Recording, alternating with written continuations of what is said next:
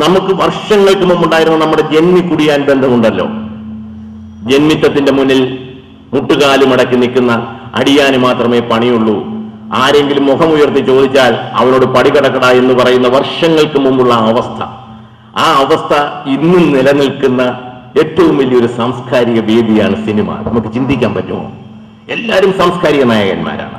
വേദിയിലും സ്റ്റേജിലും ഒക്കെ കയറി പ്രസംഗിക്കുന്ന കേട്ടാൽ അവരെടുക്കുന്ന സിനിമകളിലെ സാധാരണക്കാരായ കഥാപാത്രങ്ങൾ തന്നെയാണല്ലോ ഈ മനുഷ്യരെന്ന് തോന്നിപ്പോകും, അത്ര മനോഹരമായിട്ട്. പക്ഷേ ഏറ്റവും കൂടുതൽ ഫാസിസവും ഏറ്റവും കൂടുതൽ ജന്മിത്വം മനസ്സിൽ വെച്ചുകൊണ്ട് ഇപ്പം കാനം പറയുകയുണ്ടായി, ഒരു സൂപ്പർ സ്റ്റാറിന്റെ കാല് മടിയിലെടുത്ത് വെച്ചിട്ട് ആ കാലിലെ നഖം വെട്ടിക്കൊടുത്ത് ഷൂ ഇടുന്ന ഒരുത്തനാണ് കോസ്റ്റ്യൂമർ എന്ന് പറയുന്ന ആള്, കോസ്റ്റ്യൂം അസിസ്റ്റന്റ്. ഈ കോസ്റ്റ്യൂം അസിസ്റ്റന്റിന്റെ മടിയിൽ വെച്ച് കാലിൽ നഖം വെട്ടുമ്പോ അറിയാതെ തൊലിയൊന്ന് തൊട്ടുപോയാൽ പൊട്ടിപ്പോയാൽ കാല് മുടക്കി അടിച്ചാലും മിണ്ടില്ല ഈ കോസ്റ്റ്യൂമർ അസിസ്റ്റന്റ്. ആ കാലിൽ തൊട്ട് ഉമ്മോക്കും. കാരണം അത്ര വലിയ താരത്തോടുള്ള ആരാധനയും സിനിമയിലെ ഒരു പ്രത്യേകതയൊക്കെ അങ്ങനെയാണ്.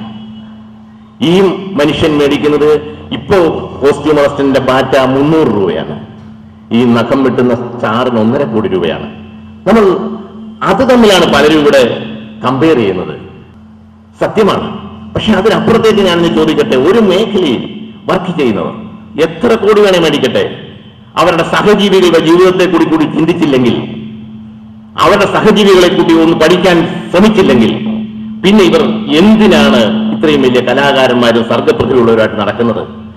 ഈ ഡ്രൈവർ ഈ പറയുന്ന ഡയറക്ടർമാരെ കൊണ്ടും ഈ പറയുന്ന സൂപ്പർ സ്റ്റാറുകളെ കൊണ്ടും അവർക്ക് ഷൂട്ടിംഗ് കഴിഞ്ഞും അവർക്ക് ഇഷ്ടമുള്ള ബാറുകളിലോ അവർക്ക് എവിടെ പോകണോ അവിടെ ഒക്കെ പോയിട്ട് ഈ പാവം തിരിച്ച് കാലുറയ്ക്കാത്ത ഈ മഹാനായ കലാകാരനെ പിടിച്ച് റൂമിൽ കയറ്റിയിട്ട് സാർ പോട്ടെ സാർ എന്ന് പറഞ്ഞു പോകുന്ന ഒരു തൊഴിലാളി അവന്റെ വീട്ടിൽ പട്ടിണിയാണോ അവന്റെ വീട്ടിൽ സുഖമാണോ എന്ന് അന്വേഷിക്കാനുള്ള മനസ്സ് ഈ കലാകാരനില്ലെങ്കിൽ അവൻ എങ്ങനെ കലാകാരനാകും? ഇതാണ് ചോദ്യം.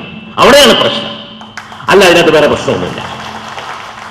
ഒരു സിനിമയുടെ മൊത്തം ബഡ്ജറ്റ് നിങ്ങൾക്കറിയുമോ 4 ലക്ഷം രൂപ കൂടുതൽ കൂടത്തില്ല. ഇപ്പോൾ ഉള്ളതിന്റെ ഡബിൾ.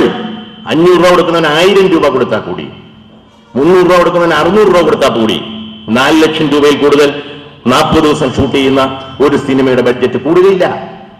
അതേസമയം ഈ സൂപ്പർ താരങ്ങളൊന്ന് ചിരിച്ചാൽ, എനിക്ക് ബോംബെ താജിലെ കരിമീൻ ഫ്രൈ ഒന്ന് വേണമെന്ന് ചുമ്മാ ഒന്ന് തമാശ പ്രൊഡ്യൂസറോട് പറഞ്ഞാൽ ബോംബെയിൽ നിന്ന് ഫ്ലൈറ്റിൽ ആ സാധനം ഇവിടെ വന്ന് കൊടുക്കാനായിട്ട് 1 ലക്ഷമോ 2 ലക്ഷം രൂപയോ അവർക്ക് ചെലവായാലും കുഴപ്പമില്ല എന്ന് പറഞ്ഞ് വെളുക്കെ ചിരിച്ച് അവരുടെ കൈ പിടിച്ച് കുലുക്കുകയോ എന്തൊരു സ്നേഹമാണ്, എന്നോട് പറഞ്ഞല്ലോ ഈ ചെമ്മീൻ ഫ്രൈ വേണമെന്ന് എന്ന് പറയുന്ന ഈ മുതലാളിമാരോട് നമുക്ക് പറയാനുള്ളത്, ഒരു പടം കഴിഞ്ഞാൽ അടുത്ത ആ പടം. ഇപ്പൊ തന്നെ നമുക്കറിയാം, മലയാള സിനിമയിൽ ഇറങ്ങുന്ന ഏത് സൂപ്പർ സ്റ്റാർ പടമാണ് ലാഭം?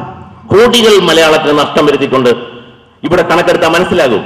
സൂപ്പർ സ്റ്റാർ പടങ്ങളുടെ കണക്കെടുക്കട്ടെ, ഓരോ വർഷവും കണക്കെടുക്കട്ടെ, എത്ര കോടിയാണ് കേരളത്തിന് നഷ്ടമെന്ന്, എത്ര കോടി രൂപയാണ് ഇവിടെ നഷ്ടമെന്ന്. നമ്മൾ പറയുന്ന പോലെ ഈ കലാകാരന്മാരിലാണ് സുഹൃത്തുക്കളെ ഏറ്റവും വലിയ കുഴപ്പക്കാരും ഏറ്റവും വലിയ പ്രശ്നക്കാരും സ്വാർത്ഥരുമുള്ളത്. സിബി 5 വർഷത്തോളം മാക്ട എന്ന് പറയുന്ന സ്ഥാപനത്തിന്റെ ചെയർമാനും ജനറൽ സെക്രട്ടറി ഒക്കെ ആയിരുന്ന ആളാന്ന് ആലോചിക്കണം.